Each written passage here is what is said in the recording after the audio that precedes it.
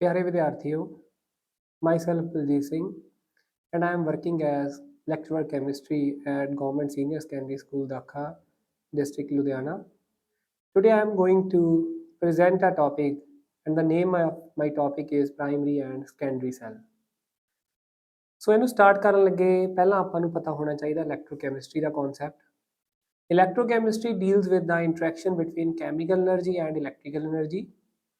ਇਹਦਾ ਮਤਲਬ ਕੀ ਹੈ ਕਿ ਜਿਹੜੇ ਵੀ ਪ੍ਰੋਸੈਸਸ ਜਿਨ੍ਹਾਂ ਵਿੱਚ ਕੈਮੀਕਲ એનર્ਜੀ ਤੋਂ ਇਲੈਕਟ੍ਰੀਕਲ એનર્ਜੀ ਪ੍ਰੋਡਿਊਸ ਹੋਵੇ ਜਾਂ ਇਲੈਕਟ੍ਰੀਕਲ એનર્ਜੀ ਤੋਂ ਕੈਮੀਕਲ એનર્ਜੀ ਪ੍ਰੋਡਿਊਸ ਹੋਵੇ, ਉਹਨਾਂ ਪ੍ਰੋਸੈਸਸ ਨੂੰ ਆਪਾਂ ਕਾਹਦੇ ਅੰਡਰ ਸਟੱਡੀ ਕਰਦੇ ਹਾਂ? ਅੰਡਰ ਇਲੈਕਟ੍ਰੋਕੈਮਿਸਟਰੀ। ਨੈਕਸਟ ਆ ਜਾਂਦਾ ਇਲੈਕਟ੍ਰੋਲਾਈਟਿਕ ਕੰਡਕਟਰਸ। ਇਲੈਕਟ੍ਰੋਲਾਈਟਿਕ ਕੰਡਕਟਰਸ ਕੀ ਨੇ? ਜਿਹੜੇ ਸਬਸਟੈਂਸ ਆਪਣੀ ਨੇਟਿਵ ਫਾਰਮ ਦੇ ਵਿੱਚ ਇਲੈਕਟ੍ਰਿਸਿਟੀ ਕੰਡਕਟ ਨਹੀਂ ਕਰਦੇ, ਪਰ ਜੇ ਆਪਾਂ ਉਹਨਾਂ 'ਚ ਕੋਈ ਚੇਂਜ ਲੈ ਆਈਏ, ਆਪਾਂ ਉਹਨਾਂ ਦੀ ਫਿਊਜ਼ਡ ਫਾਰਮ 'ਚ ਜਾਂ ਉਹਨਾਂ ਦਾ ਇੱਕੋ ਸੋਲਿਊਸ਼ਨ ਬਣਾ ਲਈਏ ਤਾਂ ਉਹ ਇਲੈਕਟ੍ਰਿਸਿਟੀ ਕੰਡਕਟ ਕਰਨੀ ਸਟਾਰਟ ਕਰ ਦੇਣ, ਉਹਨਾਂ ਨੂੰ ਆਪਾਂ ਕਹਿੰਦੇ ਇਲੈਕਟ੍ਰੋਲਾਈਟਿਕ ਕੰਡਕਟਰਸ। ਇਸ ਟਰਮ ਦੀ ਵੀ ਆਪਾਂ ਨੂੰ ਇਸ ਟੌਪਿਕ 'ਚ ਜ਼ਰੂਰਤ ਪਏਗੀ। ਇੱਥੇ ਆਪਾਂ ਐਗਜ਼ਾਮਪਲ ਸੋਡੀਅਮ ਕਲੋਰਾਈਡ ਦੀ ਲੈ ਸਕਦੇ ਹਾਂ। ਸੋਡੀਅਮ ਕਲੋਰਾਈਡ ਜਿਹੜਾ ਵਾ ਸੋਲਿਡ ਫਾਰਮ ਦੇ ਵਿੱਚ ਇਲੈਕਟ੍ਰਿਸਿਟੀ ਕੰਡਕਟ ਨਹੀਂ ਕਰਦਾ, ਪਰ ਜੇ ਆਪਾਂ ਵਾਟਰ ਦੇ ਵਿੱਚ ਉਹਨੂੰ ਡਿਜ਼ੋਲਵ ਕਰ ਦਿੰਦੇ ਆ ਤਾਂ ਉਹ ਇਲੈਕਟ੍ਰੀਕਲ ਕੰਡਕਸ਼ਨ ਸ਼ੋ ਕਰੇਗਾ, ਤਾਂ ਇਹਦਾ ਮਤਲਬ ਉਹਨੂੰ ਆਪਾਂ ਇਲੈਕਟ੍ਰੋਲਾਈਟਿਕ ਕੰਡਕਟਰ ਬੋਲ ਸਕਦੇ ਹਾਂ। ਦੈਨ ਆ ਜਾਂਦਾ ਗਲਵੈਨਿਕ ਸੈੱਲ। ਗਲਵੈਨਿਕ ਸੈੱਲ ਕੀ ਆ? It is a cell in ਵਿਚ chemical energy is converted to electrical energy. ਇਹਦੇ ਵਿੱਚ ਦੋ ਹਾਫ ਸੈਲਸ ਹੁੰਦੇ ਨੇ, ਇੱਕ ਐਨੋਡ ਹਾਫ ਸੈੱਲ ਹੁੰਦਾ, ਇੱਕ ਕੈਥੋਡ half cell. Anode half cell ਉਹ ਹੁੰਦਾ ਜਿਹਦੇ ਵਿੱਚ ਆਕਸੀਡੇਸ਼ਨ ਹੁੰਦੀ ਆ, ਤੇ ਕੈਥੋਡ ਹਾਫ ਸੈੱਲ ਦੇ ਵਿੱਚ ਰਿਡਕਸ਼ਨ ਹੁੰਦੀ ਆ। ਕੈਥੋਡ ਤੇ ਐਨੋਡ ਦੀ ਅਗਰ ਗੱਲ ਕਰੀਏ, ਐਨੋਡ ਜਿਹੜਾ ਵਾ ਇਸ ਦੇ ਵਿੱਚ ਜ਼ਿੰਕ ਹੈ। ਜ਼ਿੰਕ ਆਕਸੀਡਾਈਜ਼ ਹੋ ਰਿਹਾ ਜ਼ਿੰਕ +2 ਦੇ ਵਿੱਚ by the loss of 2 electrons. Similarly on the other side copper +2 ਜਿਹੜਾ ਐਕੁਅਸ ਫਾਰਮ ਦੇ ਵਿੱਚ ਕਾਪਰ ਆ, ਉਹ 2 ਇਲੈਕਟ੍ਰੋਨ ਗੇਨ ਕਰਕੇ ਕਾਪਰ ਸੋਲਿਡ 'ਚ ਚੇਂਜ ਹੋ ਰਿਹਾ, ਰਿਡਕਸ਼ਨ ਹੋ ਰਹੀ ਆ, ਤੇ ਓਵਰਆਲ ਐਨੋਡ ਤੇ ਕੈਥੋਡ ਜਿਹੜੇ ਆ ਮਿਲ ਕੇ ਓਵਰਆਲ ਰਿਐਕਸ਼ਨ ਦੇ ਰਹੇ ਆ, ਤੇ ਇਹਨੂੰ ਆਪਾਂ ਕਹਿ ਦਿੰਦੇ ਆ ਗਲਵੈਨਿਕ ਸੈੱਲ। ਨੈਕਸਟ ਅਗਰ ਆਪਾਂ ਚੱਲੀਏ, ਕਿਸੇ ਵੀ ਸੈੱਲ ਨੂੰ ਮੈਜਰ ਕਰਨਾ ਹੋਵੇ ਕਿੰਨੀ ਵੋਲਟੇਜ ਦਾ, ਤਾਂ ਉਹਦੇ ਵਾਸਤੇ ਆਪਾਂ ਨੂੰ ਇੱਕ ਰੈਫਰੈਂਸ ਇਲੈਕਟ੍ਰੋਡ ਦੀ ਜ਼ਰੂਰਤ ਪੈਂਦੀ ਆ, ਤੇ ਜਨਰਲੀ ਆਪਾਂ ਜਿਹੜਾ ਰੈਫਰੈਂਸ ਇਲੈਕਟ੍ਰੋਡ ਯੂਜ਼ ਕਰਦੇ ਆ ਹੈਗਾ ਹਾਈਡਰੋਜਨ ਇਲੈਕਟ੍ਰੋਡ, ਜਿਹਨੂੰ ਆਪਾਂ ਸਟੈਂਡਰਡ ਹਾਈਡਰੋਜਨ ਇਲੈਕਟ੍ਰੋਡ SHE ਨਾਲ ਵੀ ਜਾਣਦੇ ਆ। ਇਹ ਆਪਾਂ ਆਲਰੇਡੀ ਪਹਿਲੀਆਂ ਕਲਾਸਿਸ ਵਿੱਚ ਵੀ ਪੜ੍ਹ ਚੁੱਕੇ ਆ। ਸਟੈਂਡਰਡ ਹਾਈਡਰੋਜਨ ਇਲੈਕਟ੍ਰੋਡ ਦੀ ਜਿਹੜੀ ਕੰਸਟਰਕਸ਼ਨ ਆ ਦੇਖੋ, ਇਹਦੇ ਵਿੱਚ ਹਾਈਡਰੋਜਨ ਗੈਸ ਪਾਸ ਕਰਕੇ ਵਾਟਰ ਬਣਦਾ, ਤੇ ਇਹਨੂੰ ਆਪਾਂ ਇੱਕ ਸਾਈਡ ਤੇ ਅਟੈਚ ਕਰਦੇ ਆ, ਤੇ ਦੂਜਾ ਸੈੱਲ ਜਿਹਦੀ ਆਪਾਂ ਮੈਜਰ ਕਰਨੀ ਹੁੰਦੀ ਆ ਕਿੰਨੀ ਵੋਲਟੇਜ ਆ, ਤਾਂ ਉਹਨੂੰ ਆਪਾਂ ਇਹਦੇ ਨਾਲ ਅਟੈਚ ਕਰਦੇ ਆ। So depending upon a half cell to which it is attached, hydrogen electrode can act as cathode or anode. So ਜਿਹੜਾ ਵੀ ਆਪਾਂ ਹਾਫ ਸੈੱਲ ਇਹਦੇ ਨਾਲ ਹਾਈਡਰੋਜਨ ਵਾਲੇ ਹਾਫ ਸੈੱਲ ਨਾਲ ਅਟੈਚ ਕੀਤਾ, ਤਾਂ ਉਹਦੇ ਤੋਂ ਆਪਾਂ ਨੂੰ ਪਤਾ ਲੱਗੇਗਾ ਕਿ ਆਪਣਾ ਜਿਹੜਾ ਹਾਈਡਰੋਜਨ ਵਾਲਾ ਹਾਫ ਸੈੱਲ ਹੈ ਕੀ ਇਹ ਐਨੋਡ ਹੋਏਗਾ ਜਾਂ ਕੈਥੋਡ ਹੋਏਗਾ, ਕੀ ਇਹ ਇਲੈਕਟ੍ਰੋਨ ਗੇਨ ਕਰੇਗਾ ਜਾਂ ਲੂਜ਼ ਕਰੇਗਾ। ਇਹਦੇ ਬਾਰੇ ਜਿਹੜੀ ਆਪਾਂ ਨੂੰ ਜਾਣਕਾਰੀ ਮਿਲਦੀ ਆ ਉਹ ਮਿਲਦੀ ਆ ਇਲੈਕਟ੍ਰੋਕੈਮੀਕਲ ਸੀਰੀਜ਼ ਤੋਂ। ਇਲੈਕਟ੍ਰੋਕੈਮੀਕਲ ਸੀਰੀਜ਼ ਕੀ ਆ? When the metals are arranged in the order of increasing reduction potentials or decreasing oxidation potential, which are determined with respect to 1 molar solution of their ions and measure on the hydrogen scale along series or list, result is called electrochemical series। ਆਪਣੇ ਕੋਲ example ਆ ਜਾਂਦੀ ਇਲੈਕਟ੍ਰੋਕੈਮੀਕਲ series ਦੀ। ਜਿਹੜੇ ਉੱਪਰ ਵਾਲੇ ਜਿਵੇਂ lithium ਆ ਇਹਦੇ ਵਿੱਚ, ਤਾਂ ਲਿਥੀਅਮ ਦੀ ਆ ਰਿਡਕਸ਼ਨ ਪੋਟੈਂਸ਼ੀਅਲ ਜ਼ਿਆਦਾ ਵਾ, ਤਾਂ ਇਟ ਮੀਨਸ ਇਹ ਖੁਦ ਆਕਸੀਡਾਈਜ਼ ਹੋਏਗਾ ਤੇ ਦੂਜਿਆਂ ਨੂੰ ਰਿਡਿਊਸ ਕਰੇਗਾ। ਅਗਰ ਖੁਦ ਆਕਸੀਡਾਈਜ਼ ਹੋ ਰਿਹਾ, ਇਟ ਮੀਨਸ ਇਹ ਐਜ਼ ਐਨੋਡ ਐਕਟ ਕਰੇਗਾ। ਸੋ ਜੇ ਆਪਾਂ ਦੂਜੇ ਨਾਲ ਇਹਨੂੰ ਕੰਸਟਰਕਟ ਕਰਦੇ ਹਾਂ। ਅੱਗੇ ਆਪਾਂ ਗੱਲ ਕਰਦੇ ਹਾਂ ਬੈਟਰੀਜ਼ ਦੀ, ਫਿਊਲ ਸੈਲਸ ਦੀ। ਅਗਰ ਆਪਾਂ ਹਿਸਟਰੀ ਦੀ ਗੱਲ ਕਰੀਏ ਬੈਟਰੀਜ਼ ਦੀ, ਤਾਂ 1771 ਤੋਂ 1800 ਦੇ ਵਿੱਚ ਜਿਹੜਾ ਵਾ ਆਪਣੀ ਇਹ ਸੈਲਸ ਦੀ ਜਿਹੜੀ ਕੰਸਟਰਕਸ਼ਨ ਸਟਾਰਟ ਹੋਈ ਹੈ। ਇਹਦੇ ਵਿੱਚ ਜਿਹੜੀ 1800 ਦੇ ਵਿੱਚ ਪਹਿਲੀ ਬੈਟਰੀ ਵੋਲਟਿਕ ਪਾਈਲ ਜਿਹੜੀ ਆ, ਇਹ ਵੋਲਟਾ ਪ੍ਰੈਜ਼ੈਂਟ ਕਰ ਰਿਹਾ ਵਾ ਨੈਪੋਲੀਅਨ ਨੂੰ। ਆ ਜਿਹੜੀ ਬੈਟਰੀ ਬਣਾ ਕੇ ਪਿਕਚਰ ਦੇ ਵਿੱਚ ਆਪਾਂ ਨੂੰ ਦਿਖ ਰਿਹਾ। ਸੋ ਅਗਰ ਆਪਾਂ ਹਿਸਟਰੀ ਜਾਣਨੀ ਹੋਵੇ ਤਾਂ ਹਿਸਟਰੀ ਦੇ ਬਾਰੇ ਗੱਲ ਕਰ ਰਹੇ ਹਾਂ ਇੱਥੇ ਆਪਾਂ। ਨੈਕਸਟ ਅਗਰ ਆਪਾਂ ਗੱਲ ਕਰੀਏ, ਇਸ ਤੋਂ ਬਾਅਦ 1821 ਦੇ ਵਿੱਚ ਪਹਿਲੀ ਇਲੈਕਟ੍ਰਿਕ ਮੋਟਰ ਜਿਹੜੀ ਆ ਉਹ ਇਨਵੈਂਟ ਕੀਤੀ ਗਈ, ਤੇ 1835 ਦੇ ਵਿੱਚ ਫਸਟ ਬੈਟਰੀ ਇਲੈਕਟ੍ਰਿਕ ਵਹੀਕਲ ਜਿਹੜੇ ਅੱਜ ਕੱਲ੍ਹ ਆਪਾਂ ਦੇਖ ਰਹੇ ਹਾਂ, ਅਗਰ ਅਪਡੇਟ ਹੋਈ ਹੈ ਤਾਂ ਵਹੀਕਲਸ ਜਿਹੜੇ ਆ ਫਿਊਲਸ ਤੋਂ ਇਲੈਕਟ੍ਰੀਸਿਟੀ ਤੇ ਜਿਹੜੇ ਆਪਣੇ ਵਹੀਕਲਸ ਆ ਗਏ ਨੇ, ਬੈਟਰੀ ਤੇ ਚੱਲਣ ਵਾਲੇ ਵਹੀਕਲਸ ਆ ਗਏ ਨੇ, ਪਰ ਇਹਨਾਂ ਦੀ ਇਨਵੈਂਸ਼ਨ ਆਲਰੇਡੀ 1835 ਦੇ ਵਿੱਚ ਇਹ ਹੋ ਚੁੱਕੀ ਸੀ। ਅੱਗੇ ਫਿਊਲ ਸੈੱਲ, ਜਿਹੜਾ ਫਸਟ ਫਿਊਲ ਸੈੱਲ ਆ ਉਹ 1839 ਦੇ ਵਿੱਚ ਸਰ ਵਿਲੀਅਮ ਗਰੂਵ ਨੇ ਜਿਹੜਾ ਵਾ ਇਨਵੈਂਟ ਕੀਤਾ। ਆਪਣੇ ਕੋਲ ਜਿਹੜੀਆਂ ਬੈਟਰੀਜ਼ ਆ ਜਾਂਦੀਆਂ ਨੇ, ਮੋਬਾਈਲ ਦੀ ਬੈਟਰੀ ਆ ਨੋਕੀਆ ਦੀ, ਤੇ ਅੱਗੇ ਦੂਜੀ ਬੈਟਰੀ ਆ, ਬੈਟਰੀ ਦੀ ਗੱਲ ਅੱਗੇ ਡਿਟੇਲ ਵਿੱਚ ਦੱਸਦੇ ਆ। ਇਹ ਬੈਟਰੀ ਆਪਾਂ ਜਦੋਂ ਸੈਲਸ ਦਾ ਨੂੰ ਆਪਾਂ ਸੀਰੀਜ਼ 'ਚ ਅਟੈਚ ਕਰ ਦਿੰਦੇ ਆਪਾਂ ਨੂੰ ਬੈਟਰੀ ਦਾ ਨਾਮ ਦੇ ਦਿੰਦੇ ਆ। ਸੋ ਬੈਟਰੀਜ਼ ਕੀ ਨੇ? These are electrochemical cells connected in series. Batteries are storehouse of electrical energy. Electrical energy ਇਹਨਾਂ ਵਿੱਚ ਸਟੋਰ ਹੁੰਦੀ ਆ ਤੇ ਉਸ ਇਲੈਕਟ੍ਰੀਕਲ એનર્ਜੀ ਨੂੰ ਯੂਜ਼ ਕੀਤਾ ਜਾਂਦਾ ਐਜ਼ ਅ ਸੋਰਸ। ਐਂਡ ਦੋ ਤਰ੍ਹਾਂ ਦੀਆਂ ਜਿਹੜੀਆਂ ਆਪਣੇ ਕੋਲ ਬੈਟਰੀਜ਼ ਨੇ ਆ ਜਾਂਦੀਆਂ ਨੇ, ਜਿਹੜਾ ਆਪਣਾ ਅੱਜ ਦਾ ਟੌਪਿਕ ਹੈ primary cell and secondary cell. ਹੁਣ ਆਪਾਂ ਇਹਨਾਂ ਨੂੰ ਡਿਟੇਲ 'ਚ ਪੜ੍ਹਦੇ ਹਾਂ। ਪ੍ਰਾਇਮਰੀ ਸੈੱਲ ਕੀ ਹੁੰਦਾ? ਪ੍ਰਾਇਮਰੀ ਸੈੱਲ ਜਿਹੜਾ ਵਾ these are non rechargeable and are meant for single use and discarded after use. So primary battery ਆਪਾਂ ਉਸ ਬੈਟਰੀ ਨੂੰ ਬੋਲਦੇ ਆ ਜਿਹੜੀ ਬੈਟਰੀ ਆਪਾਂ ਸਿਰਫ ਇੱਕ ਵਾਰ ਯੂਜ਼ ਕਰ ਸਕਦੇ ਆ, ਉਹਦੀ ਰੀਚਾਰਜਿੰਗ ਨਹੀਂ ਹੁੰਦੀ ਤੇ ਦੈਨ ਆਪਾਂ ਨੂੰ ਡਿਸਕਾਰਡ ਕਰ ਦਿੰਦੇ ਆ, ਉਹਨੂੰ ਆਪਾਂ ਕੀ ਬੋਲਦੇ ਆ? Primary batteries. On the other hand secondary batteries ਕੀ ਨੇ? voltaic cells whose electrochemical reactions can be reversed by a current of electrons running through the battery after the discharge of an electrical current। So secondary batteries ਜਿਨ੍ਹਾਂ ਨੂੰ ਆਪਾਂ recharge ਕਰ ਸਕਦੇ ਆ, ਅਗਰ ਆਪਾਂ ਰਿਐਕਸ਼ਨ ਰਿਵਰਸ ਕਰਨੀ ਹੋਵੇ ਤਾਂ ਰਿਵਰਸ ਵੀ ਕੀਤੀ ਜਾ ਸਕਦੀ ਆ ਤੇ ਉਹਨੂੰ ਦੁਬਾਰਾ ਯੂਜ਼ ਕੀਤਾ ਜਾ ਸਕਦਾ, ਉਹਨੂੰ ਆਪਾਂ ਕਹਿ ਦਿੰਦੇ ਆ ਸੈਕੰਡਰੀ ਬੈਟਰੀ। ਦੈਨ ਆਪਾਂ ਇਹਦਾ ਡਿਫਰੈਂਸ ਜਿਹੜਾ ਡਿਟੇਲਸ ਡਿਸਕਸ ਕਰਦੇ ਆ, primary cells, secondary cells. Primary cells ਕੀ ਨੇ? These are non rechargeable and are meant for a single use. ਇੱਕ ਵਾਰ ਯੂਜ਼ ਕੀਤੇ ਜਾਂਦੇ ਨੇ, ਦੈਨ ਉਦੋਂ ਬਾਅਦ ਡਿਸਕਾਰਡ ਕੀਤੇ ਜਾਂਦੇ, ਜੋ ਡੈਫੀਨੇਸ਼ਨ ਕੀਤੀ ਆ। Secondary these are rechargeable and meant for multi cycle use. Primary cells ਦਾ ਸੈਕੰਡ ਜਿਹੜਾ ਡਿਫਰੈਂਸ ਆ ਜਾਂਦਾ, cell reaction is not reversible. ਤਾਂ ਹੀ ਸਿੰਗਲ ਯੂਜ਼ ਨੇ, ਰਿਐਕਸ਼ਨ ਜਿਹੜੀ ਆ ਸਿਰਫ ਇੱਕ ਫਾਰਵਰਡ ਰਿਐਕਸ਼ਨ ਹੀ ਹੁੰਦੀ ਹੈ, ਇਹਦੇ ਵਿੱਚ ਬੈਕਵਰਡ ਰਿਐਕਸ਼ਨ ਨਹੀਂ ਕਰ ਸਕਦੇ। ਸੈਕੰਡਰੀ ਸੈਲਸ ਦੇ ਵਿੱਚ ਜਿਹੜੀ reactions that can be reversed. Primary cells can not be rechargeable. ਜਿਹੜੇ ਪ੍ਰਾਇਮਰੀ ਸੈਲਸ ਨੇ ਰੀਚਾਰਜ ਨਹੀਂ ਹੋ ਸਕਦੇ ਤੇ secondary cells these can be rechargeable। Primary cells ਦੀ ਰਿਐਕਸ਼ਨ ਸਿਰਫ ਫਾਰਵਰਡ ਹੋਣ ਕਰਕੇ ਇਹ ਜਿਹੜੇ ਸੈਲਸ ਹੁੰਦੇ ਨੇ these are less expensive, but on the other hand secondary cells reaction ਨੂੰ ਰਿਵਰਸ ਕਰਨਾ ਪੈਣਾ, ਐਕਸਟਰਾ ਕੈਮੀਕਲਸ ਐਡ ਕੀਤੇ ਹੁੰਦੇ ਨੇ, ਇਸ ਕਰਕੇ ਇਹ ਜਿਹੜੇ ਹੁੰਦੇ ਨੇ these are expensive। then fifth point can be used as long as the materials are active in their composition। ਉਦੋਂ ਤੱਕ ਹੀ ਸਿਰਫ ਆਪਾਂ ਯੂਜ਼ ਕਰ ਸਕਦੇ ਜਦੋਂ ਤੱਕ ਇਹਦਾ ਮਟੀਰੀਅਲ ਐਕਟਿਵ ਆ। ਜਦੋਂ ਹੀ ਮਟੀਰੀਅਲ ਇਨਐਕਟਿਵ ਹੋ ਜਾਂਦਾ ਤਾਂ ਇਹਨੂੰ ਆਪਾਂ ਯੂਜ਼ ਨਹੀਂ ਕਰ ਸਕਦੇ। Secondary cells that can be used again and again by recharging the cell। Example ਦੀ ਗੱਲ ਕਰੀਏ, ਪ੍ਰਾਇਮਰੀ ਸੈਲ ਜਿਹੜਾ ਵਾ ਲੈਕਲਾਂਚੇ ਸੈਲ ਆਪਣੇ ਕੋਲ ਆ ਜਾਂਦਾ primary cell. Secondary cell lead acid cell ਔਰ ਨਿਕਲ ਕੈਡਮੀਅਮ ਸੈਲ ਜਿਹੜੇ ਨੇ ਸੈਕੰਡਰੀ ਸੈਲ ਦੇ ਅੰਡਰ ਆ ਜਾਂਦੇ ਨੇ। ਹੁਣ ਅੱਗੇ ਆਪਾਂ ਇਹਨਾਂ ਨੂੰ ਡਿਟੇਲ 'ਚ ਇਕੱਲੇ ਨੂੰ ਪੜ੍ਹਦੇ ਹਾਂ। ਪ੍ਰਾਇਮਰੀ ਸੈਲ ਨੂੰ ਔਰ ਆਪਾਂ ਜਿਹੜਾ ਐਗਜ਼ਾਮਪਲ ਕੀ ਆ ਗਈ ਲੈਕਲਾਂਚੇ ਸੈਲ। ਇਹ ਸੈਲ ਦੇ ਵਿੱਚ ਅਗਰ ਆਪਾਂ ਐਨੋਡ ਤੇ ਕੈਥੋਡ ਦੀ ਗੱਲ ਕਰੀਏ, anode is zinc, on the other hand cathode is carbon। so zinc undergoes oxidation by the loss of 2 electrons, whereas manganese ion ਜਿਹੜਾ ਵਾ ਉਹ ਇਹਦੇ ਵਿੱਚ ਰਿਡਿਊਸ ਹੋ ਰਿਹਾ, ਉਹਦੀ ਰਿਡਕਸ਼ਨ ਹੋ ਰਹੀ ਆ ਐਂਡ ਇਲੈਕਟ੍ਰੋਨ ਗੇਨ ਹੋ ਰਹੇ ਨੇ ਤੇ ਓਵਰਆਲ ਜਿਹੜੀ ਰਿਐਕਸ਼ਨ ਆ ਦੋਨਾਂ ਨੂੰ ਸਮ ਅਪ ਕਰਕੇ ਆਪਣੇ ਕੋਲ ਆ ਜਾਂਦੀ ਆ। ਸੋ ਰਿਐਕਸ਼ਨਸ ਜਿਹੜੀਆਂ ਨੇ ਨੀਚੇ ਗਿਵਨ ਨੇ ਤੇ ਆ ਇਹਦੀ ਜਿਹੜੀ ਆ ਕੰਸਟਰਕਸ਼ਨ ਵੀ ਨਾਲ ਸਾਈਡ ਤੇ ਪਿਕਚਰ ਦੇ ਵਿੱਚ ਦਿੱਤੀ ਹੋਈ ਆ।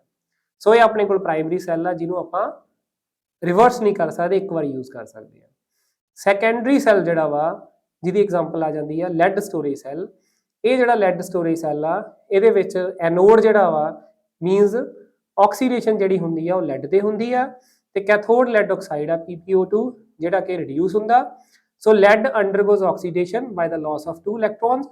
on the other hand lead oxide, so lead is having here +4 charge and by the gain of 2 electrons it becomes PbSO4 with Pb +2 charge ਤੇ 2 ਇਲੈਕਟ੍ਰੋਨ ਨੇ ਗੇਨ ਕਰ ਰਿਹਾ, ਓਵਰਆਲ ਦੋਨਾਂ ਨੂੰ ਆਪਾਂ ਐਡ ਅਪ ਕਰਕੇ ਰਿਐਕਸ਼ਨ ਆਪਣੇ ਕੋਲ ਓਵਰਆਲ ਰਿਐਕਸ਼ਨ ਆ ਜਾਂਦੀ ਆ। ਸੋ ਇਹ ਆਪਣੇ ਕੋਲ ਆ ਜਾਂਦਾ ਲੈਡ ਸਟੋਰੇਜ ਸੈੱਲ। ਅਗਰ ਆਪਾਂ ਇਹਨੂੰ ਰੀਚਾਰਜ ਕਰਦੇ ਆ ਤਾਂ ਇਹੀ ਰਿਐਕਸ਼ਨ ਜਿਹੜੀ ਆ ਰਿਵਰਸ ਹੋ ਜਾਂਦੀ ਆ। ਆਪਾਂ ਇਲੈਕਟ੍ਰਿਸਿਟੀ ਪ੍ਰੋਵਾਈਡ ਕਰਦੇ ਆ ਤੇ ਓਵਰਆਲ ਰਿਐਕਸ਼ਨ ਜਿਹੜੀ ਸੀ ਆਪਣੇ ਕੋਲ ਦੇਖੋ ਐਂਡ ਤੇ ਇਹਨੂੰ ਆਪਾਂ ਰਿਵਰਸ ਕਰ ਲਿਆ ਤਾਂ ਰਿਵਰਸ ਹੋਣ ਦੇ ਨਾਲ ਇਹਦੇ ਵਿੱਚ ਪਹਿਲਾਂ ਇਲੈਕਟ੍ਰਿਸਿਟੀ ਆਪਣੇ ਕੋਲ ਆ ਰਹੀ ਸੀ ਬਟ ਹੁਣ ਇਹਨੂੰ ਇਲੈਕਟ੍ਰਿਸਿਟੀ ਸਟੋਰ ਹੋ ਰਹੀ ਹੈ, એનર્ਜੀ ਸਟੋਰ ਹੋ ਰਹੀ ਆ। ਲੈਡ ਸਟੋਰੇਜ ਸੈੱਲ ਜਿਹੜਾ ਸੈੱਲ ਆ this is low self discharge। ਜੇ ਆਪਾਂ ਨਿਕਲ ਕੈਡਮੀਅਮ ਦੇ ਮੁਕਾਬਲੇ ਇਹਨੂੰ ਕੰਪੇਅਰ ਕਰਦੇ ਆ ਤਾਂ ਇਹ ਜਿਹੜਾ ਵਾ ਉਹ 3 ਮੰਥ ਦੇ ਵਿੱਚ ਕੰਪਲੀਟਲੀ ਡਿਸਚਾਰਜ ਹੋ ਜਾਂਦਾ but it takes 40%, it only discharge up to 40% in 1 year। ਸੋ ਜ਼ਿਆਦਾ ਲਾਈਫ ਆ ਜਾਂਦੀ ਹੈ ਆਪਣੇ ਕੋਲ ਲੈਡ ਸੈੱਲ ਦੀ। ਦੈਨ ਆਪਾਂ ਇਹਦੀਆਂ ਐਡਵਾਂਟੇਜਸ ਐਪਲੀਕੇਸ਼ਨਸ ਪੜ੍ਹੀਏ ਤਾਂ ਆਪਾਂ ਇਹਨੂੰ ਕਿੱਥੇ ਯੂਜ਼ ਕਰਦੇ ਆ? ਜਿੰਨੇ ਵੀ ਆਟੋਮੋਬਾਈਲਸ ਨੇ, ਜਿੰਨੀਆਂ ਕਾਰਾਂ ਨੇ, ਵਹੀਕਲਸ ਜਿਹੜੇ ਸੈਲਫ ਸਟਾਰਟ ਨੇ, ਉਹਨਾਂ ਵਿੱਚ ਜਿਹੜੀ ਬੈਟਰੀ ਰੱਖੀ ਜਾਂਦੀ ਹੈ ਉਹ ਲੈਡ ਸਟੋਰੇਜ ਸੈੱਲ ਦੀ ਹੁੰਦੀ ਆ। ਉਸ ਤੋਂ ਬਾਅਦ ਫॉर ਇੰਜਨ ਬੈਟਰੀਜ਼ ਆਲਰੇਡੀ ਦੱਸ ਚੁੱਕੇ ਆ। ਦੈਨ ਉਸ ਤੋਂ ਬਾਅਦ ਆ ਗਿਆ ਐਡਵਾਂਟੇਜਸ। ਐਡਵਾਂਟੇਜ ਕੀ ਆ ਕਿ ਇਹਦੀ ਲੋ ਕਾਸਟ ਆ, ਲੈਡ ਸਟੋਰੇਜ ਸੈੱਲ ਉਹਨਾਂ ਕਾਸਟਲੀ ਨਹੀਂ ਹੁੰਦਾ, ਲੌਂਗ ਸਾਈਕਲ ਪਹਿਲਾਂ ਹੀ ਦੱਸ ਚੁੱਕੇ ਹਾਂ ਕਿ ਇਹਦੀ ਸਾਈਕਲ ਜ਼ਿਆਦਾ ਵਾ ਦੂਜੇ ਦੇ comparatively, then ability to withstand and perform well in high and low temperature. So temperature ਚਾਹੇ ਲੋ ਵੀ ਹੋਵੇ ਈਵਨ ਹਾਈ ਹੋਵੇ, ਬਟ ਇਹਦੀ ਜਿਹੜੀ ਬੈਟਰੀ ਛੇਤੀ ਡਿਸਚਾਰਜ ਨਹੀਂ ਹੁੰਦੀ। So these are the advantages of lead storage cell. Then after that, the other example is lithium ion battery. Lithium ion battery is also secondary battery because its reaction that can be reversed and it can be recharged. So the battery consists of an anode of lithium dissolved as ions into a carbon. The cathode material is made up from lithium liberating compounds, typically the three electroactive oxide materials.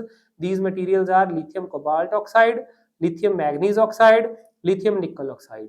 ਸੋ ਇਹ ਜਿਹੜੀ lithium battery ਆ, generally ਤੁਸੀਂ ਦੇਖੋ mobile phone ਜਿਹੜੇ ਨੇ ਜਿੰਨੇ ਵੀ ਆਪਾਂ use ਕਰਦੇ ਆ ਤਾਂ ਉਹਨਾਂ ਦੇ ਵਿੱਚ ਜਿਹੜੀ ਬੈਟਰੀ ਦਿੱਤੀ ਜਾਂਦੀ ਆ ਉਹ ਲਿਥੀਅਮ ਆਇਨ ਬੈਟਰੀ ਹੁੰਦੀ ਆ, ਤੇ ਇਹ ਵੀ ਲੌਂਗ ਰਨ ਦੇ ਵਿੱਚ ਚੱਲਦੀ ਆ, ਰੀਚਾਰਜਿੰਗ ਸਾਈਕਲਸ ਇਹਦੇ ਜ਼ਿਆਦਾ ਹੁੰਦੇ ਨੇ, ਇਸ ਕਰਕੇ ਮੋਬਾਈਲਸ ਦੇ ਵਿੱਚ ਇਹਨੂੰ ਇੰਟਰੋਡਿਊਸ ਕੀਤਾ ਗਿਆ। ਦੈਨ ਆਪਾਂ ਇਹਦੀ ਪ੍ਰਿੰਸੀਪਲ ਦੀ ਗੱਲ ਕਰਦੇ ਹਾਂ। During the charge and discharge process lithium ions are inserted or extracted from the interstitial space between atomic layers within the active material of the battery. ਜੇ ਆਪਾਂ ਇਲੈਕਟ੍ਰੋਕੈਮੀਕਲ ਥਿਊਰੀ ਦੀ ਗੱਲ ਕਰੀਏ ਤਾਂ ਉਹਦੇ ਵਿੱਚ ਜਿਹੜੇ ਲਿਥੀਅਮ ਆਇਨਸ ਨੇ ਉਹ ਇਨਸਰਟ ਵੀ ਹੋ ਰਹੇ ਨੇ, ਐਕਸਟ੍ਰੈਕਟ ਵੀ ਹੋ ਰਹੇ ਨੇ ਜਿਹੜੀਆਂ ਉਹਨਾਂ ਵਿੱਚ ਇੰਟਰਸਟੀਸ਼ੀਅਲ ਸਪੇਸਿਸ ਨੇ, ਤੇ ਇਦਾਂ ਜਿਹੜਾ ਲਿਥੀਅਮ ਆਇਨ ਸੈੱਲ ਕੰਮ ਕਰਦਾ। ਇਹ ਆਪਣੇ ਕੋਲ ਇਹਦੀ ਕੰਸਟਰਕਸ਼ਨ ਆ ਜਾਂਦੀ ਹੈ, ਡਾਇਗਰਾਮ ਆ ਜਾਂਦੀ ਆ, ਵਿਚਾਲੇ ਜਿਹੜੀਆਂ ਸਪੇਸਿਸ ਨੇ ਉਹਦੇ ਵਿੱਚ ਲਿਥੀਅਮ ਆਇਨਸ ਫਾਰਮ ਹੋ ਰਹੇ ਆ ਜਾਂ ਡਿਸੋਲਵ ਹੋ ਰਹੇ ਨੇ। ਦੈਨ ਆਫਟਰ ਦੈਟ ਐਡਵਾਂਟੇਜ ਕੀ ਆ, these have high energy density other than the other rechargeable batteries, weight ਬਹੁਤ ਘੱਟ ਹੁੰਦਾ, they produce high voltage about 4 volt as compared to with other batteries, they have improved safety, more resistance to over voltage, ਜੇ over voltage ਵੀ ਹੁੰਦੀ ਆ ਤਾਂ ਇਹ battery blast ਨਹੀਂ ਕਰਦੀ, ਇਸ ਕਰਕੇ ਜ਼ਿਆਦਾ ਗੁੱਡ ਆ ਦੂਜਿਆਂ ਦੇ comparatively. then no liquid electrolyte means there are immune from leaking, ਕੋਈ ਲੀਕੇਜ ਨਹੀਂ ਹੁੰਦੀ ਇਹਦੇ ਵਿੱਚ। ਅਦਰਵਾਈਜ਼ ਜੇ ਤੁਸੀਂ ਲੈਡ ਸਟੋਰੇਜ ਦੇਖੋ ਤਾਂ ਉਹਦੇ ਵਿੱਚ ਲੀਕੇਜ ਵੀ ਕਾਫੀ ਹੋ ਜਾਂਦੀ ਹੈ, ਇਹਦੇ ਵਿੱਚ ਕੋਈ ਲੀਕੇਜ ਨਹੀਂ ਹੈ।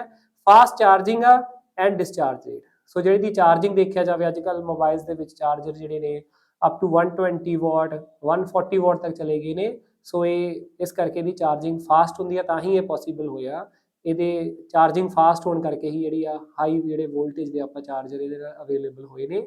ਦੈਨ ਇਹਦਾ ਡਿਸਐਡਵਾਂਟੇਜ ਦੀ ਗੱਲ ਕਰੀਏ ਤਾਂ ਇਹ ਐਕਸਪੈਂਸਿਵ ਆ।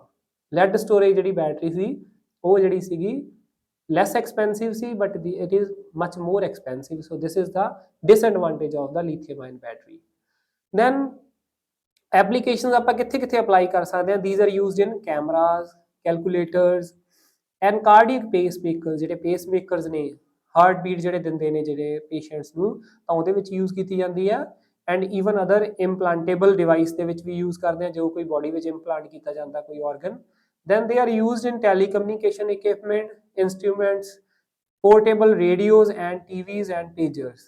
They are used to operate laptop computers and mobile phones and aerospace applications. So ਬਹੁਤ ਇਹਦਾ ਐਡਵਾਂਸ ਜਿਹੜਾ ਵਾ ਆਪਾਂ ਕਹਿ ਸਕਦੇ ਹਾਂ ਦਾ ਕੋਈ ਲਿਮਿਟਡ ਨਹੀਂ ਹੈਗਾ, ਬਹੁਤ ਇਹਦੀ ਆਪਾਂ ਐਪਲੀਕੇਸ਼ਨ ਜ਼ਿਆਦਾ ਨੇ। ਕਾਫੀ ਜਿਹੜੀਆਂ ਅੱਜ ਕੱਲ੍ਹ ਰੀਸੈਂਟ ਜਿਹੜੀਆਂ ਨੇ ਡਿਵਾਈਸਿਸ ਆ ਰਹੀਆਂ ਨੇ ਉਹਨਾਂ ਵਿੱਚ ਆਪਾਂ ਬੈਟਰੀ ਜਿਹੜੀ ਆ ਲਿਥੀਅਮ ਆਇਨ ਦੀ ਯੂਜ਼ ਕਰ ਰਹੇ ਹਾਂ। ਸੋ ਇਹ ਵੀ ਇੱਕ ਸੈਕੰਡਰੀ ਬੈਟਰੀ ਆ। ਦੈਨ ਉਸ ਤੋਂ ਬਾਅਦ ਫਿਊਲ ਸੈਲ ਜਿਹੜੇ ਨੇ, ਫਿਊਲ ਸੈਲਸ ਵੀ ਇੰਟਰੋਡਿਊਸ ਹੋਏ ਨੇ। ਫਿਊਲ ਸੈਲਸ ਦੇ ਵਿੱਚ ਕੀ ਆ ਜਾਂਦਾ, ਹਾਈਡਰੋਜਨ ਆਕਸੀਜਨ ਸੈੱਲ ਵੀ ਆਪਾਂ ਇਹਨਾਂ ਨੂੰ ਬੋਲਦੇ ਆ।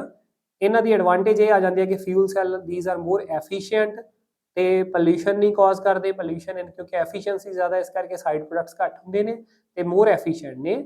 ਸੋ that is about fuel cells. ਤੇ ਫਿਊਲ ਸੈਲਸ ਦੀ ਅਗਰ ਆਪਾਂ ਗੱਲ ਕਰੀਏ ਤਾਂ ਫਿਊਲ ਸੈਲਸ ਦੇ ਵਿੱਚ ਦੇਖੋ the direct conversion of chemical energy to electrical energy has about 100%.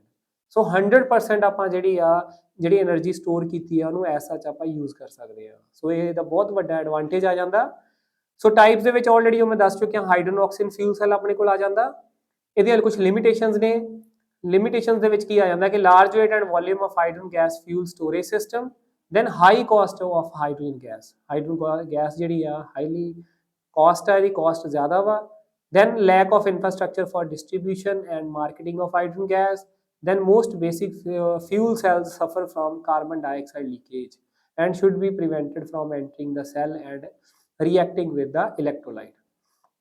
Hydrogen oxygen cell ਔਰ ਅਲਕੇਲਾਈਨ ਫਿਊਲ ਸੈੱਲ, ਇਹ ਦੀ ਡਾਇਗਰਾਮ ਆ ਜਾਂਦੀ ਹੈ, ਕੰਸਟਰਕਸ਼ਨ ਆ ਜਾਂਦੀ ਆ। ਇੱਕ ਪਾਸੇ ਹਾਈਡਰੋਜਨ ਗੈਸ ਆਪਾਂ ਐਡ ਕਰਦੇ ਹਾਂ, ਦੂਜੇ ਪਾਸੇ ਉਹ ਆਕਸੀਜਨ ਐਡ ਹੋ ਰਹੀ ਹੈ ਤੇ ਓਵਰਆਲ ਵਾਟਰ ਹੀ ਇਹਦਾ ਜਿਹੜਾ ਸਾਈਡ ਪ੍ਰੋਡਕਟ ਬਣ ਰਿਹਾ ਇਹਦੇ ਵਿੱਚ।